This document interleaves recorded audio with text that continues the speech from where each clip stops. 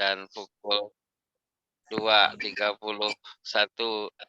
di Malaysia sekarang ini. Tolong teman-teman yang tidak menjadi speaker boleh di mute dahulu you punya sound, right? Okay, ladies and gentlemen, right now we will to start international lecture series, study-based academic and best practice with the theme Islamic Financial Cooperative Model, case study Indonesia, Thailand. With the famous speaker today, Dr. Uun Sunarsi, Sarjana Ekonomi Magister Science, Senior Lecturer, College University Business and Economic, Jakarta, Indonesia, and Encik Muhammad Tahir Cik Umar, PhD, Researcher, University Unisham, Malaysia, University Sultan Abdul Halim, Malaysia, Muazzam Shah. And then the participant, thank you for you join right now. Kita akan memulai ini event dengan 5 susunan acara atau itinerary. Yang pertama adalah welcoming speech from me as the chairman ASEAN Lecture Community, and the second a short video by Indah Gumilang, video about LC official. Kemudian yang ketiga the first speaker sharing. Nah, kalau lihat dari namanya ini Ibu Uun dan satu lagi Muhammad Tahir Cik Umar. Jadi M kena mulai dulu baru NU. Jadi Bu, kalau di urutan nama M dulu baru N baru U ya. Jadi tapi kalau Cik Tahir nak dengar dulu Ibu Un pun boleh juga lah, mana satu nanti ya. Jadi saya dengar dulu. Saya dengar. Jadi beliau meminta Ibu Un lebih dahulu lah mau dengar. Oke. Biasa seperti Cik Tahir sudah tahu, tapi mungkin Ibu Un belum tahu atau sudah diberitahu. Selepas satu speaker bicara ada satu lagu refreshing. Karena kita ini nak relax, enjoy sampai dengan silaturahim, knowledge silaturahim, atau orang Malaysia bilang kongsi ilmu. Jadi relax dan fun sambil menambah ilmu pengetahuan dan wawasan. Oke. Setelah kedua-dua pembicara, baru kita masuk ke tanya jawab, question answer. Oleh karena itu, boleh guna chat box untuk menyampaikan pertanyaan-pertanyaan, tapi boleh juga langsung ke email saya kalau tidak ingin terus di chat box. No problem, you can to use it. Okay, ladies and gentlemen, right now kita akan memulainya dan dengan berdoa menurut keyakinan masing-masing. Gojek ya.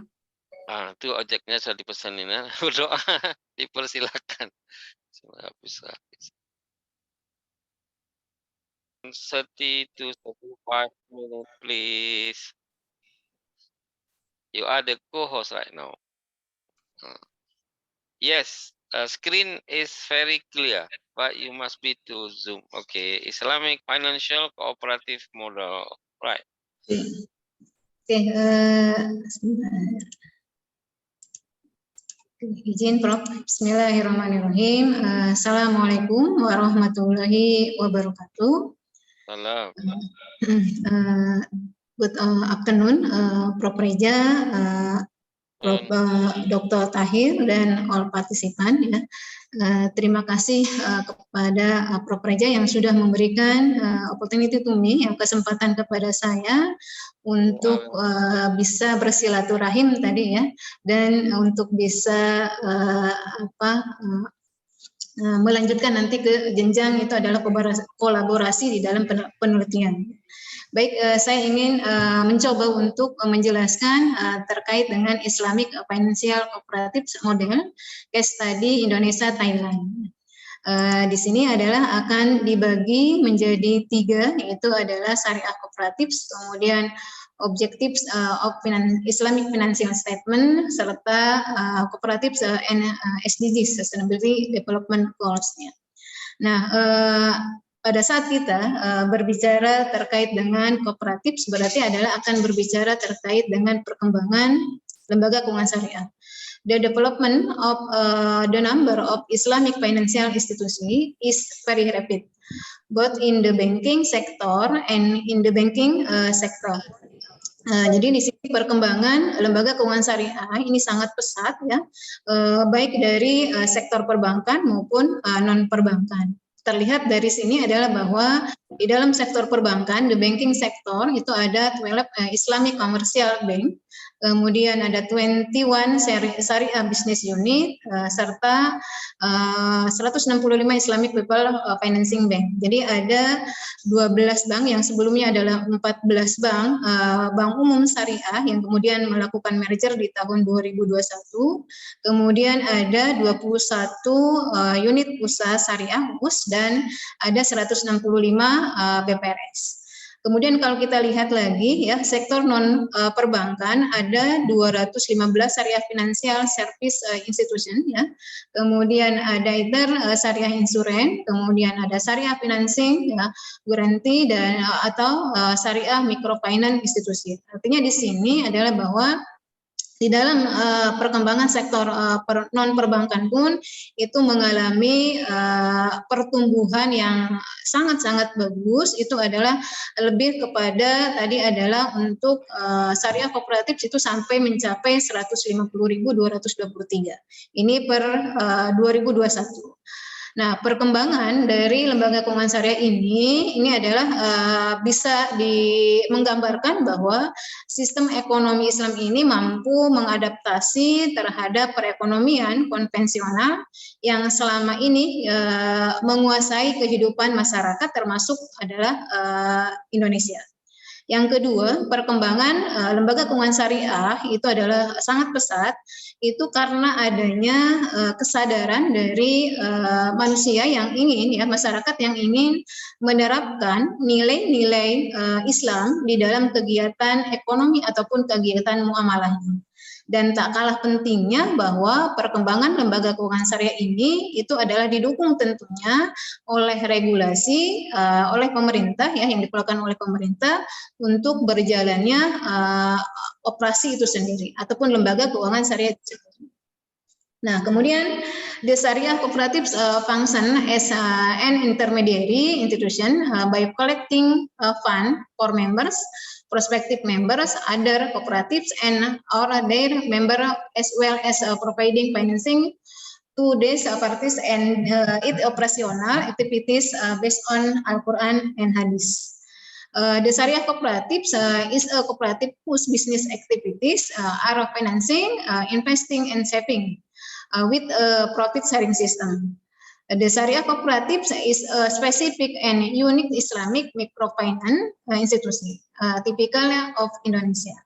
Jadi di sini di dalam koperasi syariah ini memang sebagai wadah ataupun sebagai lembaga intermediasi ya untuk menghimpun dana dari anggota, dari calon anggota, kemudian dari pihak-pihak lain, pihak-pihak koperasi yang lain ya, di mana di sini adalah setelah menghimpun berarti akan melakukan penyaluran ya kepada pihak-pihak tersebut. Tentunya karena ini adalah koperasi syariah berarti melakukan aktivitinya adalah berdasarkan Al-Quran dan Hadis.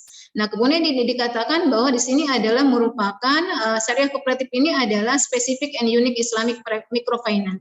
Kenapa? Karena koperasi syariah ini tentunya adalah bahwa suatu usaha yang dibangun tadi adalah bersama-sama, artinya dengan para anggota lainnya untuk bisa meningkatkan taraf hidupnya yang didasari dengan ajas kekeluargaan ya. Itu adalah dikatakan dengan unik dari microfinance institusi. Nah, kemudian the objectives of Syariah cooperatives are to provide economic benefit to their member in accordance with Islamic norm and ethic, and to build brotherhood and justice among members. Artinya di sini adalah secara umum bahwa koperasi ya itu memang untuk tadi adalah memberikan sebuah manfaat ekonomi kepada para anggotanya ya, kepada membersnya ya. Tentunya yang dilihat di dalam kooperatif syariah ini bukan hanya meningkatkan kesejahteraan semata, tetapi ditekankan kepada norma dan etik Islami. Artinya di sini adalah di mananya ada bagaimana koperasi syariah ini bisa mewujudkan tadi adalah keadilan ya, mewujudkan persaudaraan dan keadilan. Nah, keadilan akan tercipta jika terjadi pendapatan yang merata, yang tentunya dengan sendirinya akan memberikan dampak positif kepada tadi adalah persaudaraan sesama anggota dari koperasi itu sendiri. Syariah cooperatives are required to provide greatest benefit to their members compared to the benefit provided by other financial institution. Artinya bahwa di sini ya di dalam kooperatif syariah ini tadi adalah memberikan manfaatnya lebih diutamakan adalah kepada member, kepada anggotanya ya, bukan kepada pihak-pihak yang lain. Artinya bahwa di dalam koperasi syariah ini dibangun tadi adalah dari para anggota, kemudian manfaat benefit pun akan dirasakan kembali kepada para anggota itu sendiri. Kemudian syariah kooperatif contribute ya to the economic by creating shoes ya kepada para pelaku UMKM ya. Artinya dengan koperasi syariah itu adalah bisa memberikan sebuah kontribusi, bisa memberikan kontribusi to economic ya, artinya kepada perkembangan ekonomik ya, dengan menyediakan kapital, menyediakan modal, dengan menyediakan tadi adalah financing ya. Kemudian akan tercipta sebuah lapangan pekerjaan sehingga akan bisa meningkatkan taraf hidup masyarakatnya. Nah, selanjutnya di sini adalah the progress and decline of syariah kooperatif is the responsibility of all member. Artinya adalah maju mundurnya sebuah koperasi ya, itu adalah menjadi tanggung jawab seluruh anggotanya, seluruh membernya. Sehingga di sini akan ada tadi adalah tanggung jawab secara pribadi ya. Tentunya adalah para member ini di dalam satuan kerja ya, di dalam satu sistem itu adalah berdasarkan ADART dari koperasi itu sendiri. Syariah kooperatif collect fund and distribute fund to their members ya. Jadi koperasi syariah ini tadi menghimpun dana dan mendistribusikan dana tersebut kepada para member. Menghimpunnya dengan seperti apa dan menyalurkannya dengan apa ya? Menghimpun dana di dalam koperasi syariah ini itu adalah berupa simpanan ya. Di mana simpanan ini bisa simpanan yang sukarela, voluntary saving ya. Kemudian ada yang program saving, kemudian ada yang time deposit dan capital saving serta principal saving. Selanjutnya di dalam hal penyalurannya atau financing ya, pembiayaannya, maka di dalam koperasi syariah ini itu ada yang dengan prinsip syirkah ya. Prinsip syirkah ini adalah prinsip kerjasama di mana ada dua, ada mudorobah dan musyarakah. Di mana di sini adalah mudorobah dan musyarakah ini tentu ada sedikit perbedaan. Untuk keduanya, kalau mudorobah itu tentu adalah kerjasama kedua belah pihak atau lebih, di mana yang satu pihak memiliki dana, ya artinya 100%, yang satu pihak hanya memiliki skill yang digunakan untuk sebuah kerjasama. Kemudian kalau di dalam musyarakah tentu di sana adalah kedua belah pihak memiliki dana ya, di mana di sana akan menjadi digabungkan untuk menjalankan sebuah usaha. Dan yang berikutnya adalah ada murabah. Murabah ini termasuk prinsip jual beli yang sangat dominan di dalam lembaga keuangan syariah, baik di dalam perbankan, kemudian di dalam bank umum syariah maupun di dalam bank BPRS maupun di dalam koperasi syariah. Jadi prinsip jual beli ini yang dengan murabah menjadi yang primadona ya di dalam hal pembiayaan. Nah, Pada saat kita berbicara lembaga keuangan syariah, tentunya akan diawali dengan tadi adalah kita melakukan transaksi. Transaksi yang umum yang kita lakukan adalah tadi adalah melakukan transaksi tanpa ada hal-hal yang memang mendasari ya, seperti halnya ada prinsip syariah ya, prinsip transaksi yang ada di dalam prinsip transaksi syariah. Yang pertama adalah bahwa di dalam prinsip yang pertama ada batarhut, artinya adalah persaudaraan. Jadi melakukan transaksi ini bukan hanya semata tadi adalah profitabilitas, memiliki orientasi kepada profit, tetapi adalah didasari dengan interaksi sosial dan harmonisasi ya kedua belah pihak. Artinya tidak hanya semata-mata itu adalah melakukan untuk profit ya. Yang kedua adalah adanya keadilan, justice ya. Jadi di sana adalah prinsip dari transaksi syariah ini bahwa harus memberikan sebuah keadilan. Kita tahu bahwa keadilan ini adalah memberikan hak kepada yang tepat ya, artinya memberikan haknya kepada yang memang berhak untuk menerimanya. Yang ketiga adalah memberi adanya benefit, adanya kemaslahatan, memberikan manfaat ya. Jadi di dalam syariah ya, di dalam kaidah syariah itu adalah bahwa pada saat kita melakukan transaksi syariah, apakah transaksi ini memberikan sebuah kebermanfaatan atau memberikan sebuah kemudaratan. Sehingga di dalam melakukan transaksi ini kita akan berpikir jauh panjang ya, apakah ini memberikannya adalah nilai positif ataupun mungkin nilai negatif. Yang berikutnya adalah balance, keseimbangan. Ya, keseimbangan artinya adalah prinsip transaksi syariah ini harus memberikan tadi adalah misalnya bukan hanya sekedar profit saja, tetapi akan memberikan kebaikan kepada dunia dan akhirat, akan memikirkan kepada sektor keuangan dan sektor real, akan memikirkan kepada private and public dan seterusnya. Dan yang terakhir adalah bahwa prinsip syariah transaksi syariah ini adalah universal, artinya bisa dilakukan oleh semua pihak. Ya.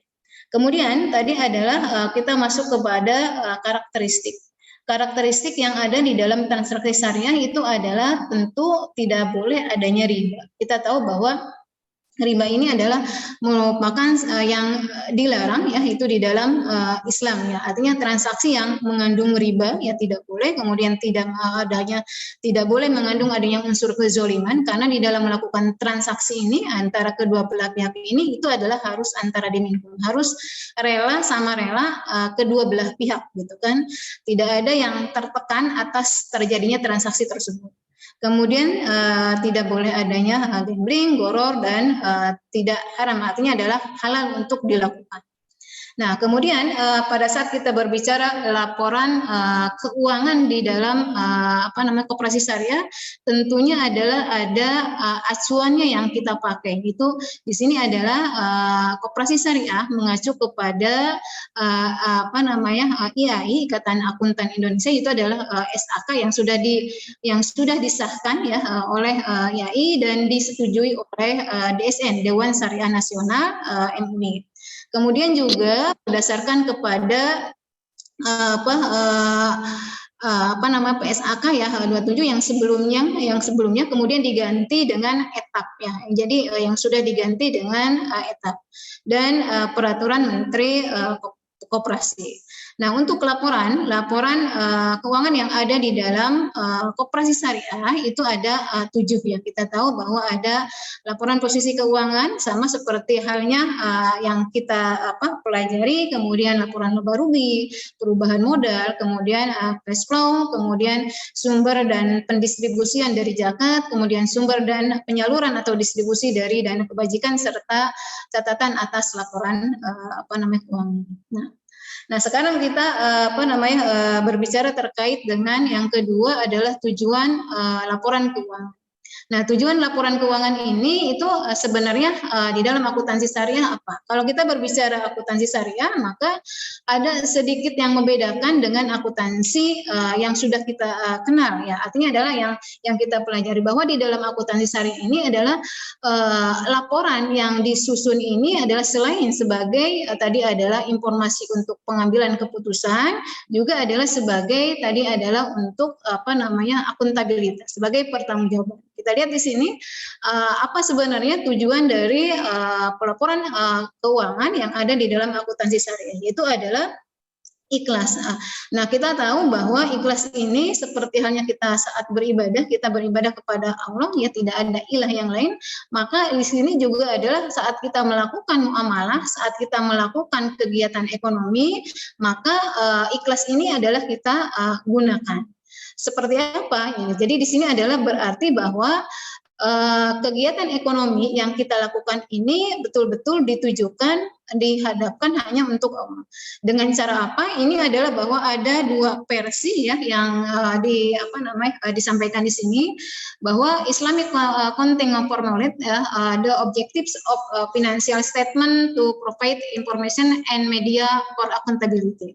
Artinya bahwa di sini adalah akuntansi syariah memformulasikan ya tujuan pelaporan keuangan ini adalah untuk memberikan informasi dan juga sebagai media di dalam akuntabilitas. Jadi informasi yang disampaikan ini bukan hanya sebatas kepada informasi keuangan saja, tetapi ada isi, apa kontennya, tetapi ada yang non finansial dan non material. Jadi meskipun di sini masih tataran istilahnya adalah idealitas ya, tetapi tidak apa, karena kita tahu bahwa ilmu itu adalah terus berkembang. Seperti kita tahu bahwa laporan yang ada sekarang bukan hanya laporan finansial saja, tetapi sudah berkembang kepada SR, Sustainability Reporting, yang memang isinya adalah bukan hanya kepada keuangan, tetapi adalah non keuangan. Boleh jadi apa yang kita harapkan ya terkait dengan tujuan pelaporan keuangan yang di dalam akuntansi syariah ini itu adalah tadi bisa mencapai tadi adalah informasinya bukan hanya kepada finansial saja, tetapi ada non finansial serta non materi ya. Jadi itu yang pertama. Yang kedua, versi yang kedua itu adalah bahwa pertama adalah provide information, artinya sama seperti tadi bahwa memberikan informasi ini adalah isinya finansial dan finansial kepada pihak yang berkepentingan. Yang kedua bahwa gives and sense ya, artinya adalah membuat laporan keuangan ini didasarkan kepada kasih sayang. Jadi manajemen saat memberikan pelaporan ya, manajemen saat memberikan laporan keuangan ini itu adalah tadi didasari dengan rasa damai, kasih sayang kepada pihak owner, kepada pihak yang berkepentingan. Dan tak kalah pentingnya adalah bahwa di dalam akuntansi syariah itu adalah tujuan pelaporannya adalah untuk membangkitkan, menstimulat ya, membangkitkan kesadaran ketuhanan. Maksudnya adalah membangkitkan kesadaran ketuhanan ini adalah bahwa proses di dalam pelaporan keuangan ini tentunya dengan ilmu yang dimiliki bisa mengantarkan seseorang untuk bisa mengenal ataupun mendekati dengan Rabb-nya, dengan Tuhannya. Jadi artinya adalah bahwa tidak dipisahkan antara kegiatan ekonomi dengan kegiatan kita sebagai seorang makhluk. Jadi di sini dikatakan bahwa accountability to human and to God. Artinya adalah bahwa akuntabilitasnya bukan hanya sebatas kepada stakeholder, kepada manusia saja, tetapi lebih dari itu bahwa akuntabilitasnya adalah kepada Tuhan, kepada Allah Subhanahu wa taala. Sehingga pada saat kita berbicara adalah akuntabilitasnya adalah kepada manusia dan kepada Allah, maka proses di dalam penyajian pelaporan keuangannya insya Allah tidak akan berani menyimpang dari apa yang sudah tertera di dalam Al-Qur'an dan hadis. Jadi itu tujuan dari pelaporan keuangan yang diharapkan di dalam akuntansi syariah. Nah, kemudian cooperative and sustainable development goals ini. Saya menghubungkan ini ya koperasi syariah dengan tujuan pembangunan keberlanjutan. Artinya adalah bahwa koperasi ataupun koperasi syariah tentunya adalah sedikit banyaknya memberikan kontribusi terhadap PR dari 17 poin yang ada di dalam agenda internasional itu adalah SDGs. Artinya adalah bahwa dengan kita bisa bersama-sama meningkatkan tadi adalah koperasi koperasi dan koperasi syariah tentunya itu bisa membantu pemerintah untuk bisa menjawab dari agenda-agenda yang sudah ada di dalam 17 poin yang ada di dalam SDGs itu sendiri. Yang pertama adalah bahwa mengurangi dari kemiskinan. Jadi menurut ILO itu adalah 2018 bahwa koperasi ini adalah sebuah bisnis yang unik. Kenapa unik? Karena adalah bisnis yang meskipun kategorinya adalah mikro bisa memberikan solusi dari kemiskinan yang ada di dalam masyarakat kita. Artinya kemiskinan yang tentunya adalah ada di kita ini adalah bisa terurai, bisa membantu mengurangi dari kemiskinan yang ada. Kemudian keanggotaan yang terbuka, adanya kepedulian di antara sesama anggota itu sendiri. Yang kedua adalah kontribusi dari koperasi syariah itu adalah di sana ada pekerjaan yang layak dan pertumbuhan ekonomi. Bagaimana memberikan tadi adalah pekerjaan yang layak karena koperasi ini tadi adalah menciptakan ya, artinya ada yang menyediakan modal, menyediakan pembiayaan sehingga dengan sendirinya ada tercipta tadi adalah pekerjaan dan tentunya akan pertumbuhan ekonomi juga akan bisa meningkat.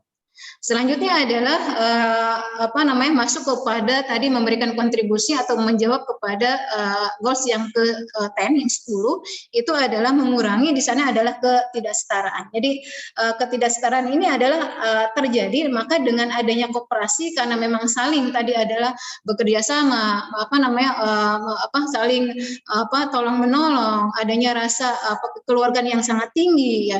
Itu menjadi tadi adalah mengurangi dari ketidaksetaraan. Dan yang terakhir adalah produksi ya dan konsumsi ya yang bertanggung jawab. Jadi tadi adalah bahwa dengan adanya koperasi ataupun koperasi syariah bisa memberikan kontribusi terhadap tadi adalah agenda internasional yang ada 17 itu kita bisa memberikan tadi adalah sedikit dampak yang diberikan dari koperasi itu sendiri. Kemudian kooperatif in Indonesia ya. Jadi Indonesia is the home to rights ya Muslim. Artinya di Indonesia memiliki populasi Muslim yang sangat tinggi sehingga ada kesempatan, ada peluang untuk bisa berkembang. Tadi adalah koperasi syariah itu sendiri yang nyatanya bisa memberikan andil, bisa memberikan kontribusi yang sangat real kepada pemerintah.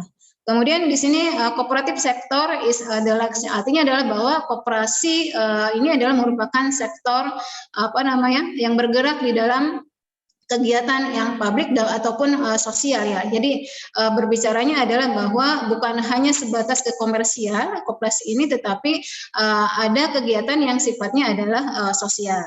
Dan di sini yang ketiga adalah bahwa berdasarkan tadi adalah informasi yang didapat di tahun 2001 bahwa koperasi syariah ini memberikan tadi adalah informasi ataupun perkembangan yang sangat signifikan sehingga ini bisa menjadi sebuah dampak yang positif yang dorongannya yang sangat kuat dan bisa mengurangi tadi adalah PR-PR yang ada di dalam SDGs itu sendiri. Nah mungkin ini contoh yang ada di Indonesia yaitu koperasi syariah yang sangat-sangat baik yaitu adalah koperasi syariah ini adalah BMI. Jadi mereka ini adalah dengan napas ataupun dari Bung Hatta ya mereka sangat profesional sehingga dia mendapatkan penghargaan ya dan sangat stabil sekali ya terkait dengan koperasi syariah yaitu BMI ini sendiri. Kemudian yang berikutnya adalah koperasi syariah ya itu adalah juga yang umumnya berada di pedesaan dan ini juga adalah koperasi syariah yang dimotori oleh para aktivis dan alumni pondok pesantren.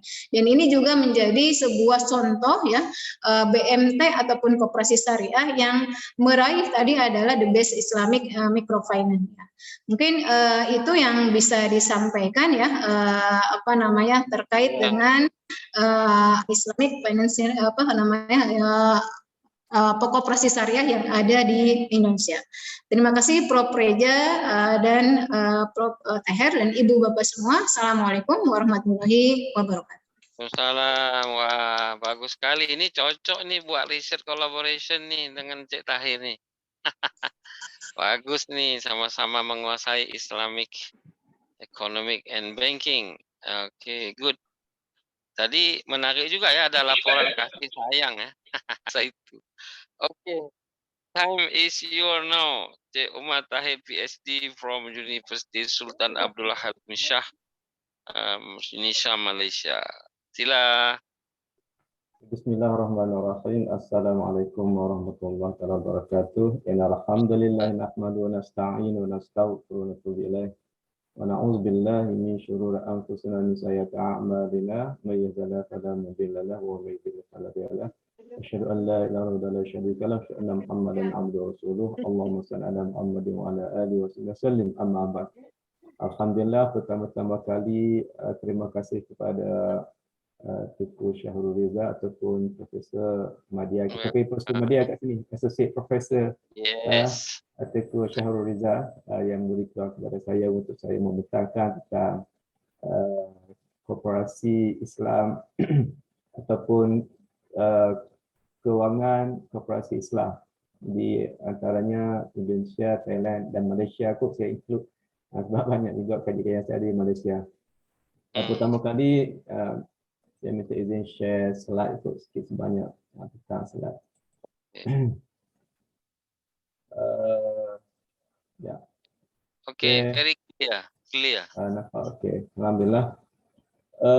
Saya masuk satu negara lagi. Kemungkinan dia sama di antara kita Indonesia, Thailand Selatan, khususnya di Patani, yang mana kita guna bahasa yang sama iaitu bahasa Melayu. Kemungkinan accent ataupun dialek dia tak sama. Sikit sebanyak. Tapi kalau bahasa tengah saya faham, bahasa Indonesia bahasa tengah. Saya faham. So kalau kita guna bahasa tengah ni alhamdulillah. Okey. Ada juga panggil kita nak buat, kita panggil introduction lah untuk Unisham untuk kita rapat lagi. Silaturahim kita, saya minta share ni pergi video dalam YouTube daripada pelajar yang buat assignment tahun 2019. Sebanyak boleh tengok tu. Kita tengok kat sini sebanyak untuk buat pengenalan Unisham ataupun Universiti Islam Antarabangsa Sultan Abdul Halim Uzam Shah ataupun diringkas dengan Unisham. Ini lambat sikit. Okey, nampak tak? Nampak logosnya. Oh, tak ni lagi? Belum, videonya belum jalan. Belum. Tu? Belum juga. Nampak tak? Nampak? Tampak logos aja, videonya belum. Ya. Okey. Jadi dia mau sharing video kampusnya biar kita mengenali Universiti Sultan Abdullah. Share. Okey. Dulu pernah boleh. Memang boleh. Kat sini nampak, kat sana tak nampak. Okey, tak apa. Kita pergi sini. Ya. Okey, saya cuba besar lagi. Kita punya. Okey, kita stop sharing dulu. Okey, kita sharing semula.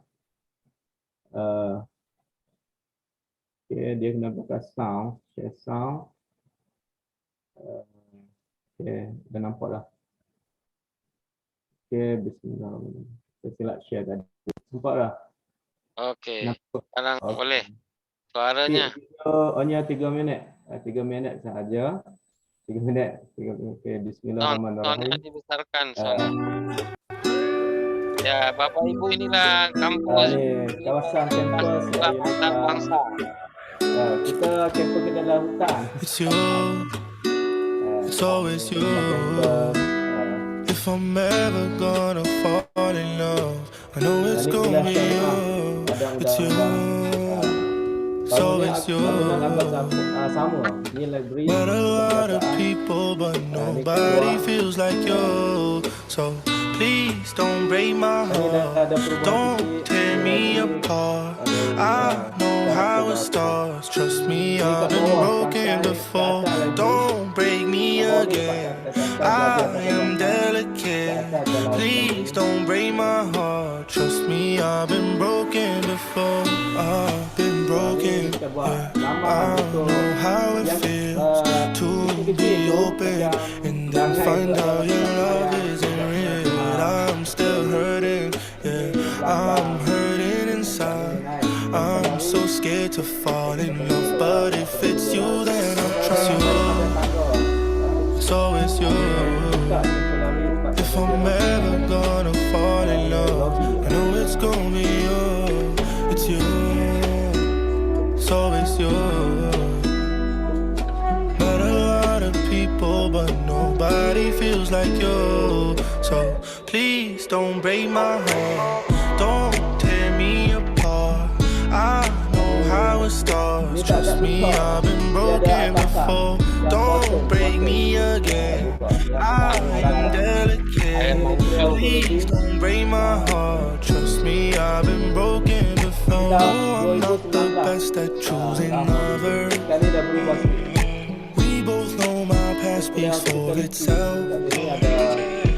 If you don't think that we're right for each other, then please don't let history repeat itself. Cause I want you, I want you. There's nothing else I want. Cause I want you, I want you, and you're the only thing I want. It's you, so it's you. If I'm ever gonna fall in love, I know it's gonna be you. It's you, so it's you. Met a lot of people, but nobody feels like you. So please don't break my heart, don't tear me apart. I know how it starts, trust me, I've been broken before. Don't break me again, I am delicate. Please don't break my heart, trust me, I've been broken before.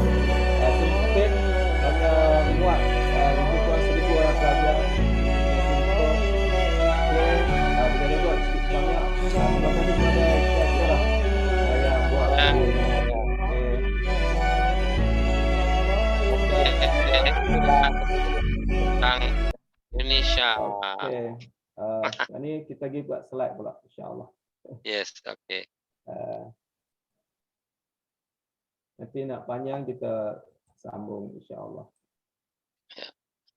Lalu kita masuk lagu tema Indonesia, tapi kemungkinan banyak kali kot kat sini. Mungkin karena masa limited, boleh terus sharing lah. InsyaAllah, insyaAllah.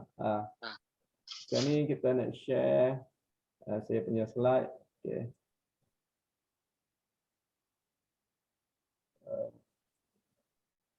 Dia tak ada lagi. Yang nak tutup.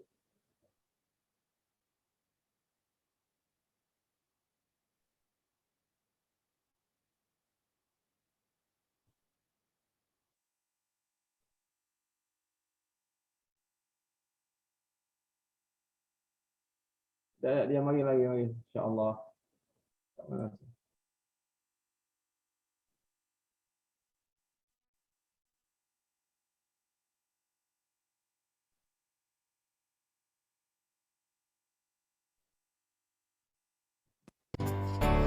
Okey. Bunyi lagu lagi ya? Tak ada, ini cuma logo saja, tak ada. Bunyi lagu tak? Bunyi saja tapi tak ada. Mungkin masanya limited masa mungkin. Dia. Okey, kita share. Okey. Bismillahirrahmanirrahim. Saya tengok ataupun dengar Dr. Pun senasih dia dah bagi definisi macam-macam. So saya straight the point lah. Okay. Koperasi adalah sebuah organisasi ekonomi yang dimiliki dan dioperasikan oleh seseorang demi kepentingan bersama. Okay. Oleh orang atau seseorang demi kepentingan bersama. Sebab tu koperasi melakukan kegiatan berdasarkan prinsip gerakan ekonomi rakyat dan berdasarkan asas kekeluargaan. Ini definisi daripada Wikipedia. Kita ambil kat sini. So, koperasi dalam perspektif ekonomi Islam dinamakan dengan koperasi syariah kalau di Indonesia. Kalau di Malaysia mungkin koperasi Islam ataupun di Thailand pun sama koperasi Islam juga. So, kita ambil konteks yang Indonesia kot lah. Koperasi syariah merupakan sebuah koperasi melalui pendekatan yang dihurai oleh Dr. Un Sunasih tadi yang sangat detail sesuai dengan syariat Islam dan dari teladan dalam ekonomi dan dilakukan oleh Rasulullah dan para sahabat. Okay, yang mudah-mudah kita tengok koperasi yang dibangunkan oleh Nabi Muhammad SAW iaitu tentang ekonomi di Madinah masa tu adalah ekonomi Islam kurang di segi muncul sebab kebanyakan ekonomis ataupun ahli niaga datang daripada Mekah. Contohnya Abdul Rahman bin Auf, Uthman bin Affan dan sebagainya. Okey. Dia ada evidence ataupun dalil. Di dalam Islam ni dia ada panggil dalil apa yang dikatakan koperasi Islam tu kita bukan cipta hanya daripada akal ataupun kena dia ada dasar ayat Quran seperti firman Allah Taala dalam surah Al-Maidah ayat 2 yang berbunyi wa ta'awanu 'alal birri wat taqwa wa la ta'awanu 'ala itsmi wal udwan wattaqullah innallaha syadidul iqab. Dia ada ayat panjang lagi kat depan tu tapi kita baca ringkas lah. Dan bekerjasamalah dalam kebaikan dan ketakwaan dan janganlah saling kerjasama dalam dosa dan permusuhan. Islam larang itu. So di antara korporasi, nama korporasi bahasa Inggeris panggil corporation. Corporation ni mari bersama-sama corporation. Mari kalau ada something, then kita bincang bersama dan kita buat bersama. Dan kita akan dapat kerjaan bersama. Itu asasnya koperasi. Okay. Bahkan Nabi SAW bersabda dalam hadis Qudsi yang bermaksud, aku iaitu Allah merupakan pihak ketiga dan menyertai untuk menolong dan memberkati barakah kemesraan antara dua pihak selama salah satu pihak tidak mengkhianati pihak lainnya. Jika salah satu pihak telah melakukan perkhianatan terhadap mitranya, mitra ni asal baca bahasa Sanskrit bukan bahasa Indonesia tak? Sebab bahasa Thai panggil mitra. Kalau kawan panggil ruan bahasa Thai. Tapi kemungkinan dipinjam dengan bahasa Sanskrit jadi mitra. Maka aku iaitu Allah Taala keluar dari kemitraan tersebut, keluar dari koperasi tersebut. Sebab tu kejayaan yang paling panggil tinggi sekali adalah al-falah. Dalam ekonomi disebut al-falah. 31 bulan Ogos yang telah lepas beberapa hari lalu iaitu minggu lepas kita iaitu dapat kemerdekaan daripada English ataupun British menjajah panggil tanah Semenanjung Melayu pada masa itu, maka satu yang dibuat 3 perkara kita panggil sumpah Rabbi, sumpah Rabbani. Yang pertama pada masa itu apabila Tunku Abdul Rahman almarhum Tunku Abdul Rahman dia isytihar merdeka pada 30 Ogos 1957, maka apa saya buat? Saya angkat tangan Allahu Akbar. Itu adalah Allah Maha Besar. Itu panggil sumpah Rabbani. Yang kedua, diberi panggil peluang juga pada masa itu oleh seorang tokoh saya tak ingat nama, laukan azan, kalau tak silap Tan Sri Hasan wallahualam, dia kata Allahu Akbar pada masa laun merdeka tu, dan akhiri dengan hayya 'alas solah, hayya 'alal falah. Mari kejayaan, iaitu kejayaan di sini mesti dengan Allah Taala.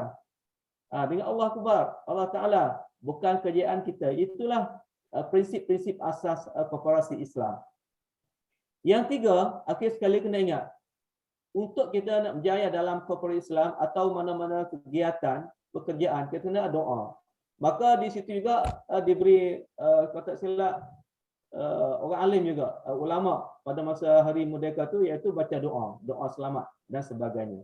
Itu prinsip melaungan Allah Akbar oleh Tunku Almarhum Tunku Abdul Rahman, dan juga diberi panggil azan oleh Tan Sri Ustaz Hasan wallahualam. Siapa tak ingat? Dan doa. So tiga konsep ni kita kena saling kait-mengait. Di antara satunya Allah Akbar itu mengisytiharkan Allah Maha Besar, iaitu kalau kita tauhid uluhiyah.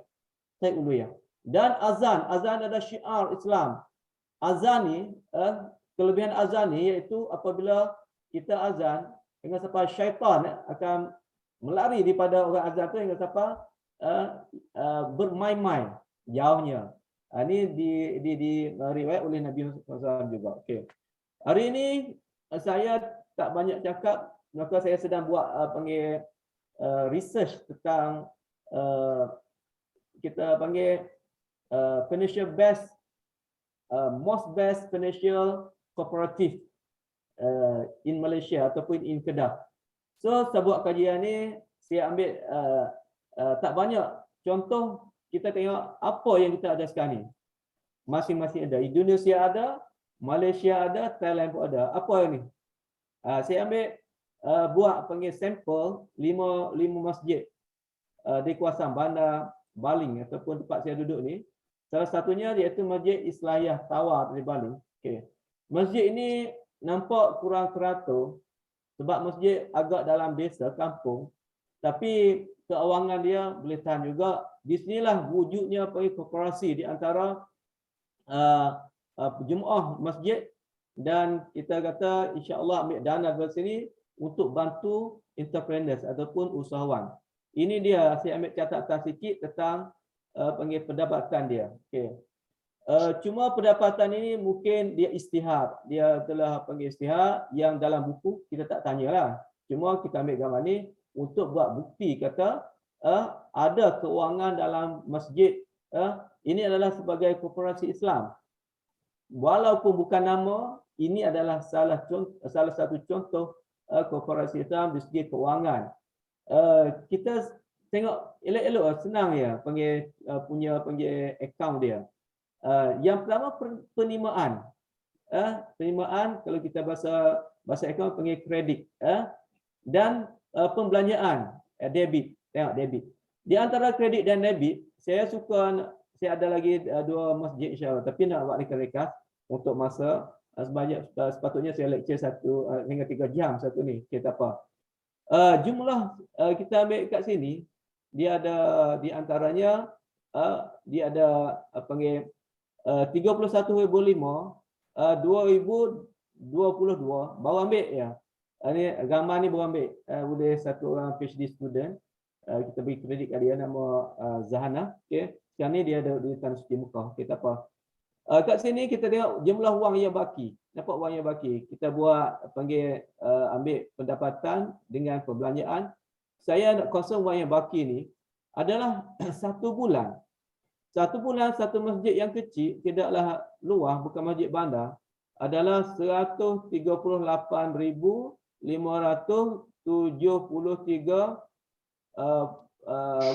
0.52 sen. Saya tak tahu berapa juta Ustaz Riza, itu Prof Riza. Ni. Nak ambil kalkulator dulu. Kita dengan 35,000. Ini 1 bulan. So saya akan show model saya. Akhir sekali model saya nak buat model di antara wang yang ada di masjid dan bagi biaya untuk entrepreneur ataupun usahawan kecil di dekat-dekat kawasan tu untuk mengenerate atau menjadi income kepada masjid dengan duit yang simpan macam ni. Ni baru 1 bulan. Saya kira mudah-mudahan kalau 12 bulan jadi berapa ni? Wallahualam. Ni masjid kecil.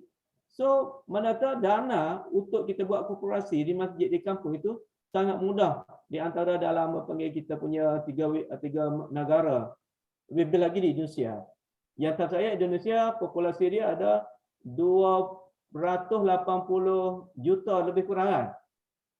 Ya. Bulan lepas kami pergi di Jawa Timur.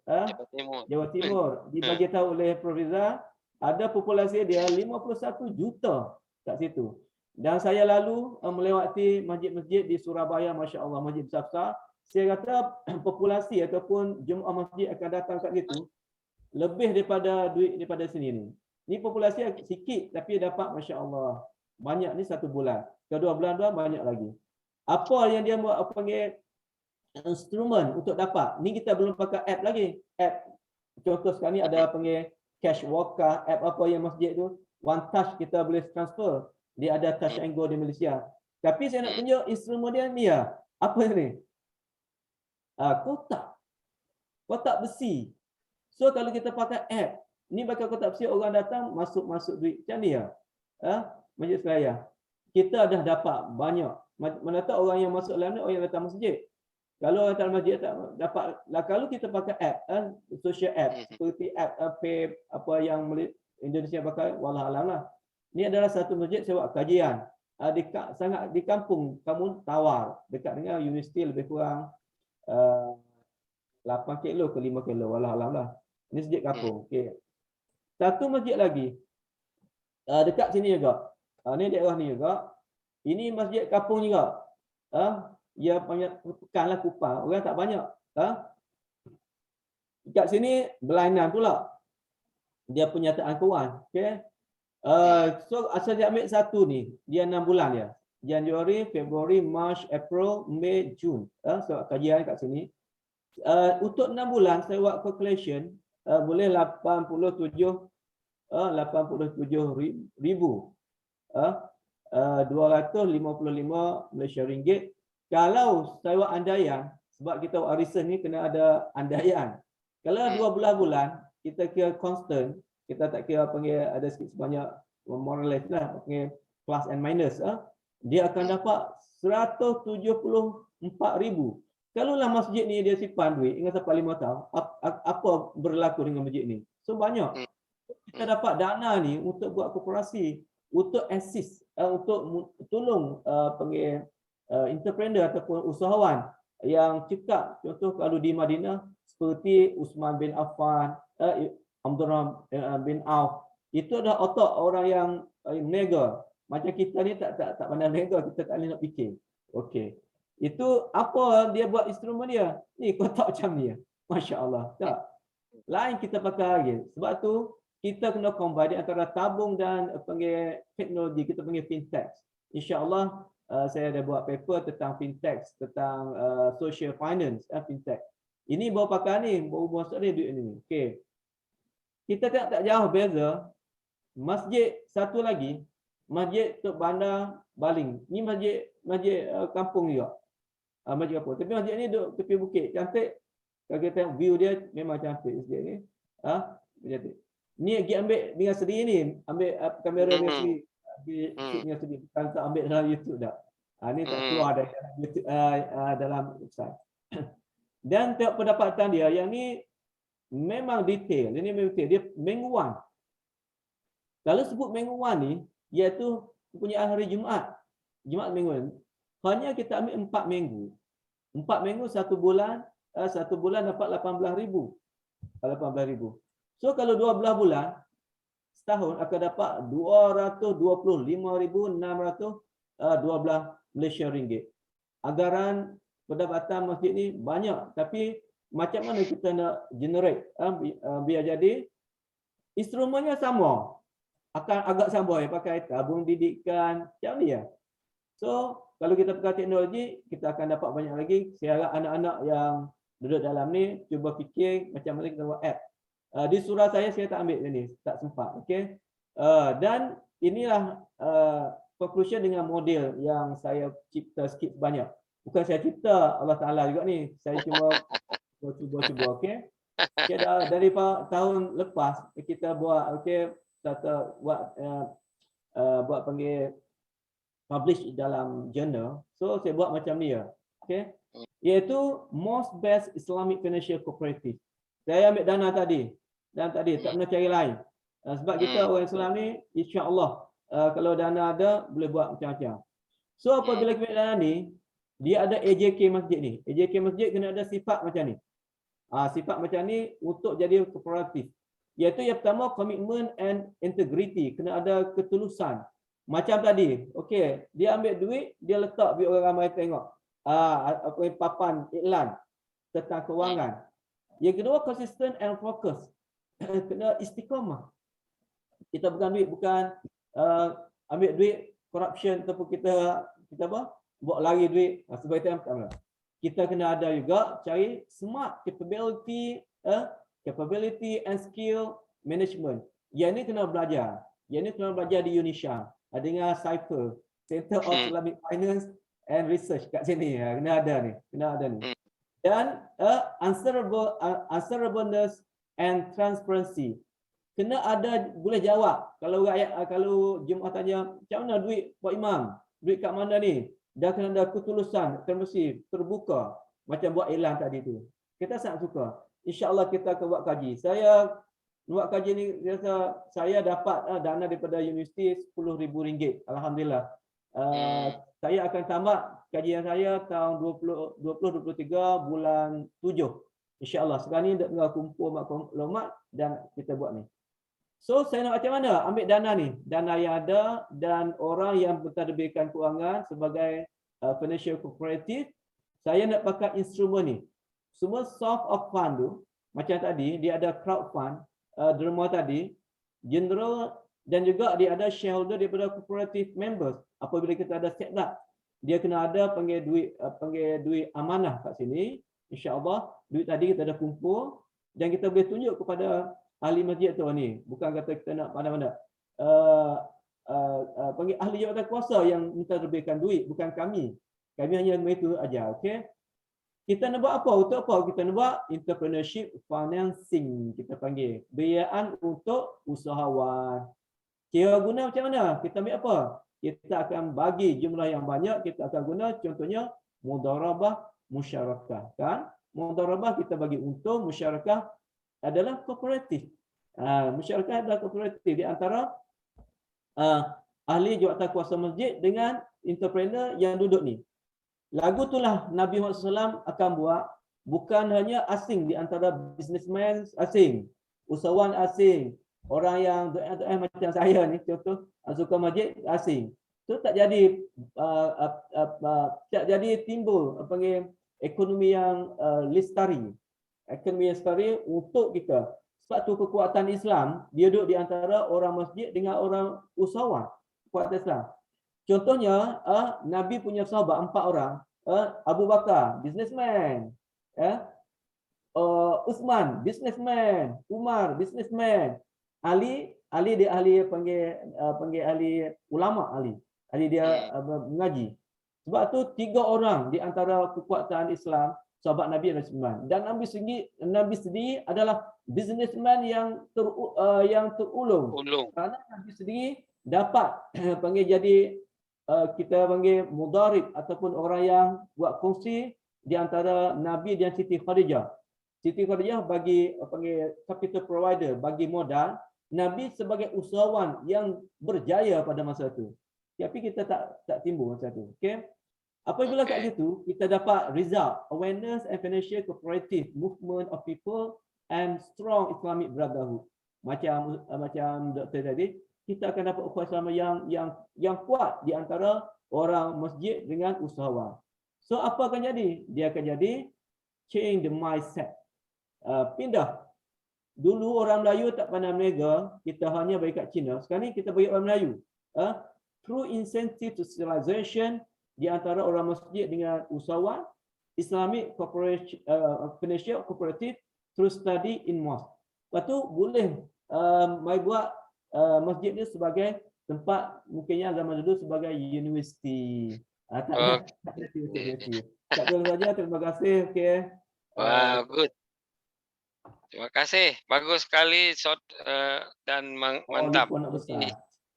Oke, Ibu Bapak sekalian, tadi Cik Tahir sudah menyampaikan satu presentasi yang sangat menarik, Ibu Uun. Jadi case study based of community fundraising. Jadi beliau menyampaikan itu tadi sebagai studi kasus yang ada di Thailand dan di Malaysia juga. Oke, now kita akan pergi kepada question dan answer. Ada pertanyaan ini untuk Ibu Dr. Uun dan juga Cik Tahir. Ibu Uun ini pertanyaan dari Fauziah. Sangat menarik presentasi Ibu Dr. Uun mengenai Islamic banking. Sebagai konsumen Muslim yang mayoritas di Indonesia, saya menilai perkembangan Islamic Bank di Indonesia sangat lamban, sedangkan penduduknya mayoritasnya Islam. Sebenarnya apa yang menyebabkan fenomena kelambanan itu ya? Itu satu pertanyaannya. Kemudian yang kedua, apabila di sekitar di sektor Islamic banking masih terbatas terkait dengan yang tadi, juga di level UMKM koperasi syariah juga masih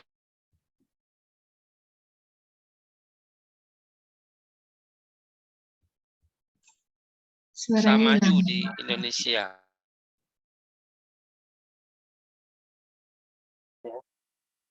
Suara siapa ya? Pertanyaannya? Hilang, Prof, suaranya. Oke. Suara saya hilang? Tadi sempat terputus yang tadi. Oh, nomor 2-nya? Ya. Apabila di sektor Islamic banking masih terbatas, tadi bagaimana juga di sektor koperasi kayaknya makin terlalu kecil. Gimana cara membuat koperasi di kita, khususnya koperasi syariah supaya maju gitu pertanyaannya. Oke, Encik Tahir, ini pertanyaan dari Via.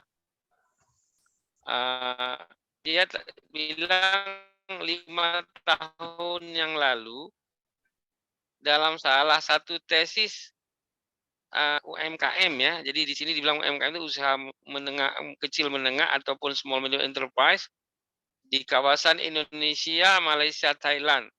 Sebuah kajian itu disebutkan bahwa di antara threat atau hambatan atau tantangan UMKM di Malaysia adalah terlalu banyak jenis small medium enterprise.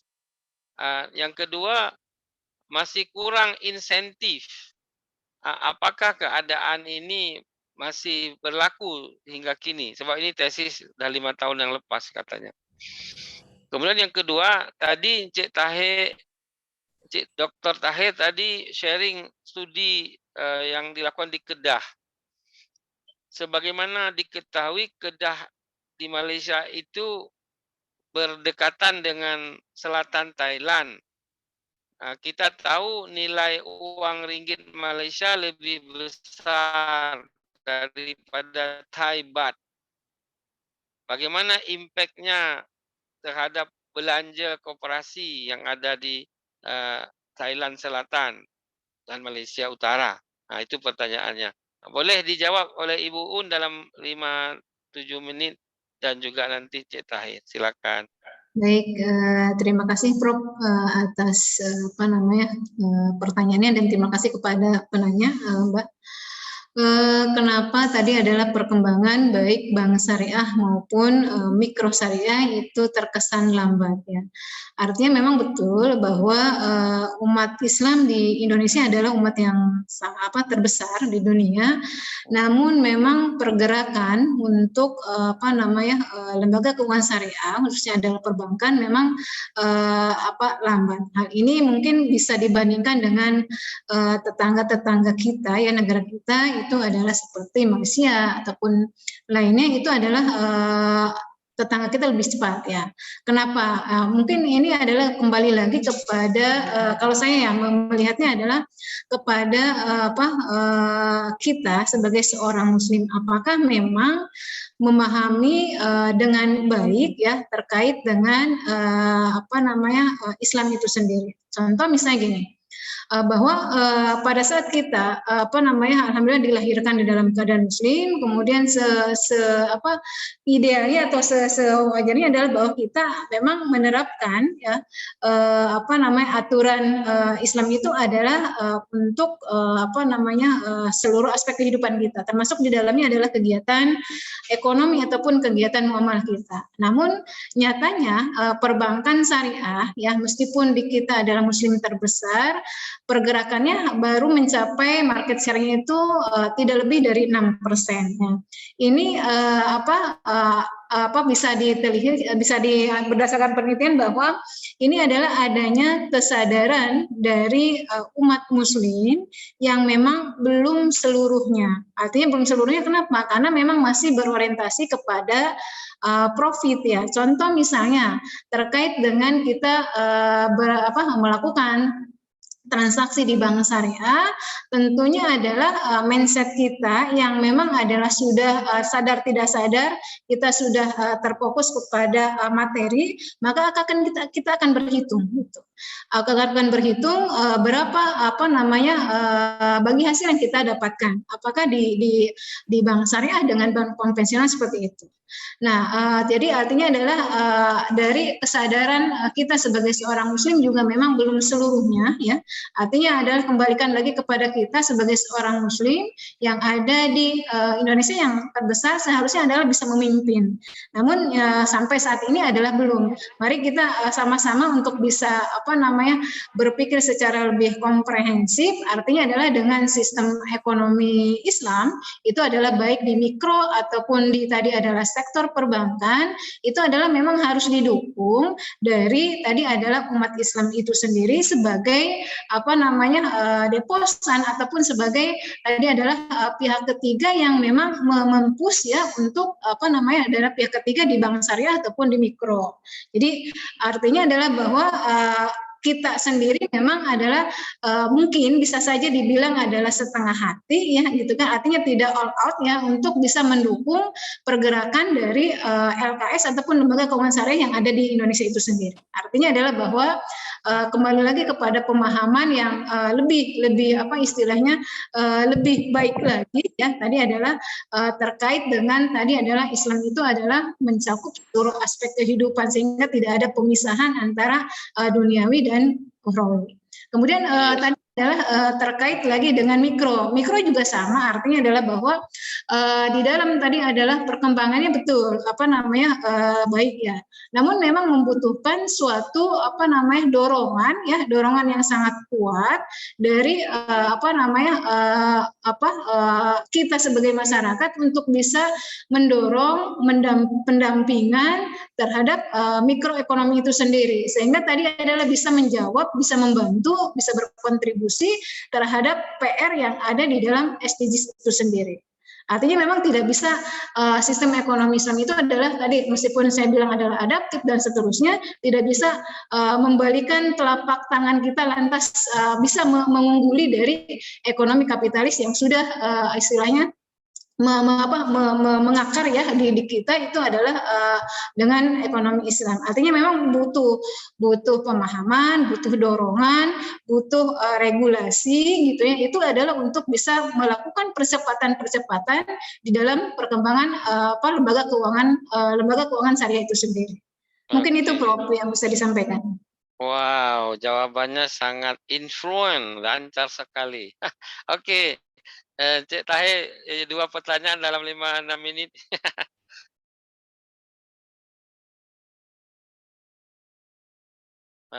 Cik Tahir, ayu boleh jawab dalam 5-6 menit 2 pertanyaan tadi.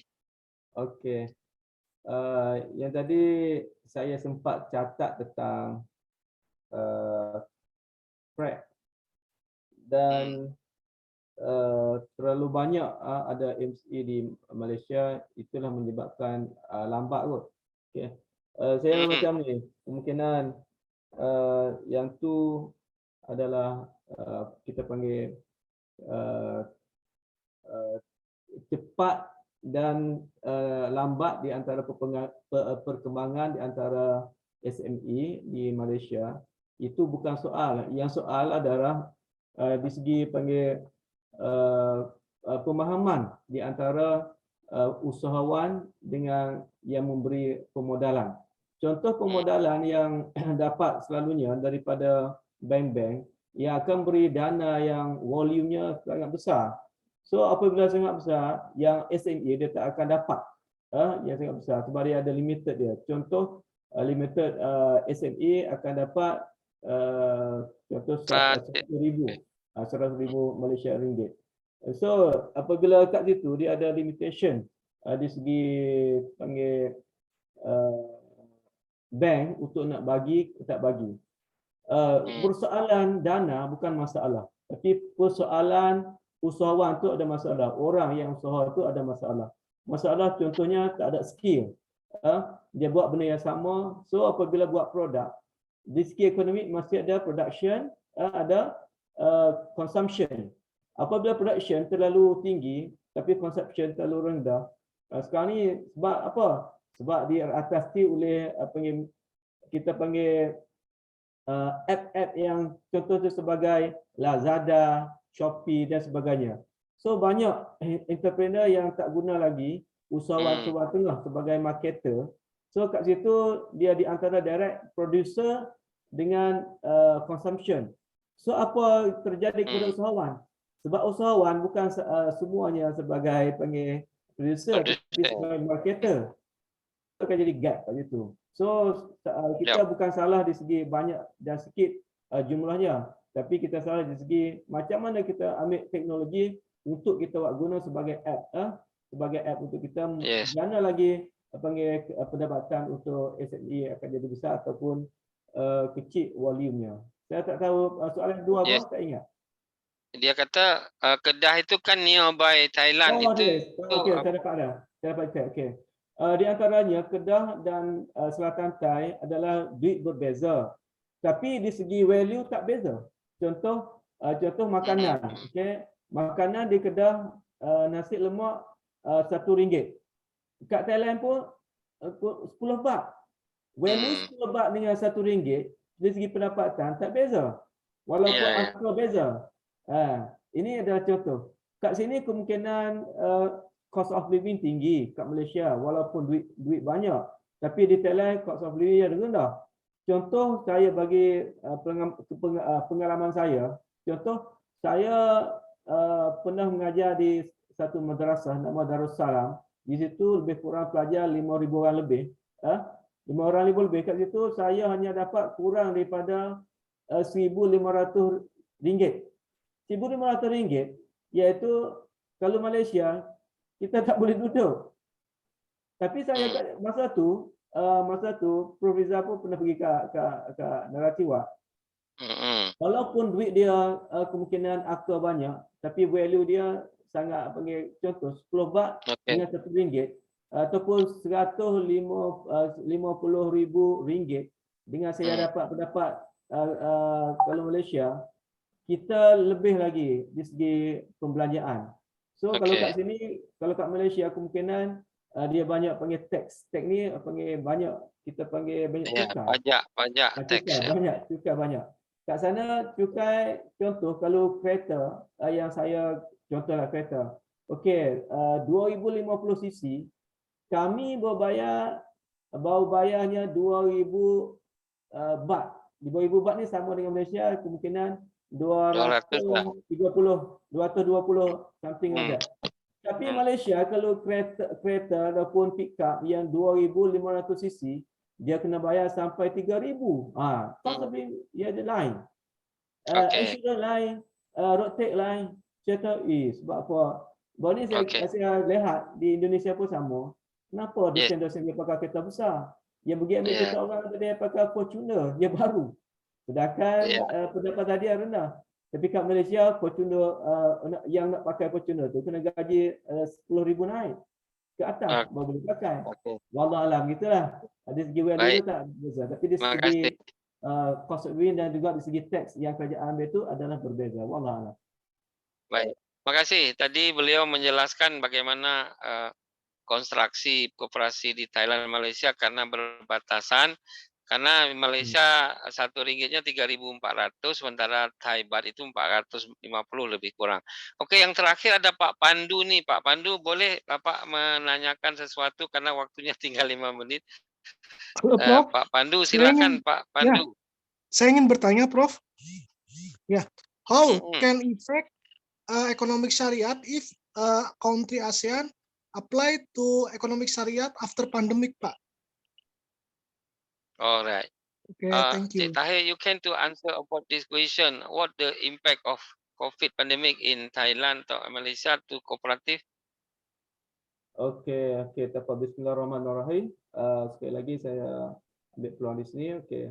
Untuk kita panggil COVID-19 pandemic crisis adalah semua sektor akan dapat impact ataupun akan dapat negatif daripada itu. Tapi saya rasa yang paling dapat sikit rate ataupun yang paling rendah adalah koperasi. Di segitu. Sebab apa? Koperasi dia adalah daripada root, daripada kita panggil daripada bottom. Bottom ni dia impact daripada COVID-19 crisis, pandemic crisis ni dia sangat tak besar.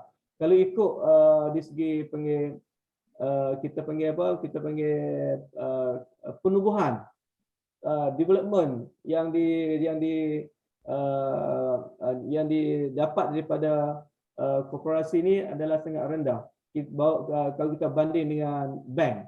Sebab bank apa? Sebab bank orang tak bayar langsung di segi biayaan. Kepulangan bank tu tak ada.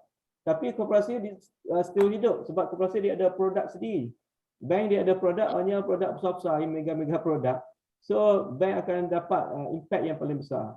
Di situlah saya rasa koperasi sangat bermakna lah bagi komuniti Islam sebagai kita 3 negara ni.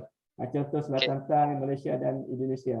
Kita memperkasakan lagi insya-Allah koperasi Islam. Amin. Jadi Pak Pandu dia mengatakan bahwa impact-nya memang ada, tapi untuk koperasi tidak terlalu terasa karena semua ditanggung bersama sebagai satu community base of economic. Oke, kita akan mengakhiri ini dengan closing remark. Ibu Dr. Uun, silakan kata penutup, Bu, 1, 2, 3 menit. Oke, makasih Prof. Jadi ekonomi syariah tadi adalah ekonomi yang dibangun bersama ya dari para anggotanya